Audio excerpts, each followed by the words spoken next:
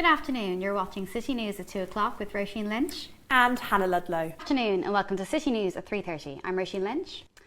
Labour MP Chris Bryant has said in the Commons today that Chelsea Football Club owner Roman Abramovich should face sanctions over his alleged close ties to the Kremlin. Now, there's more travel disruption coming our way as EasyJet have announced they will be cancelling around 11,000 flights this summer.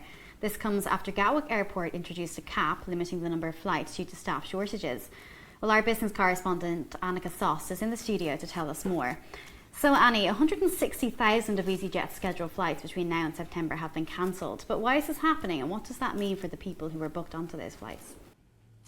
And this travel disruption is not necessarily something that's new. We've seen a lot of disruption with airlines over the past few months. What would you say to people who are looking to travel this summer? All right, thanks Annie. And let us know if you're experiencing any travel disruptions this summer, if you have any horror stories, or if not, do let us know at City London News, as well as on our live blog, citylondonnews.co.uk. Time to Talk initiative aims to get people speaking about their mental health in order to break down the stigma surrounding these types of conversations. By creating these safe space environments, they are hoping that people will be better able to open up and to better support each other and themselves. Roisin Lynch, City News. Thank you, Hannah.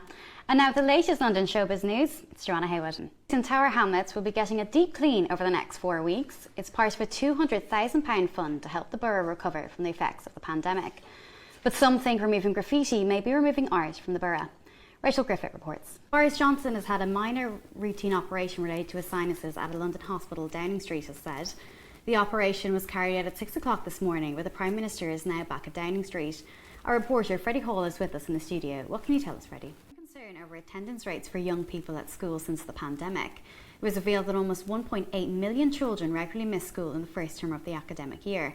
Charlotte Fraser has been visiting schools across London to find out more. A councillor in Ealing says that residents can go against council rules prohibiting dragging car charging cables across the pavement. The borough plans on installing 150 more electric vehicle charging points to cope with the rise in electric car ownership. But this isn't enough for the number of car owners. A photo exhibition in Wandsworth Shopping Centre is trying to break down the negative stereotypes about black teenagers in the borough. Artist Kay Rufy created the Smiling Boys Gallery after running 8 weeks of workshops in local schools on racism and mental health. Emily Lewis reports. And to find out more about Steve, as well as all our other sports news, head over to londoncitynews.co.uk. And that's it for our 2 o'clock programme on City News today. A reminder of today's top stories. Widespread travel disruption as rail workers strike. EasyJet cut 160,000 flights over the summer period. And a hole-in-one for English golfer Matt Fitzpatrick at the US Open.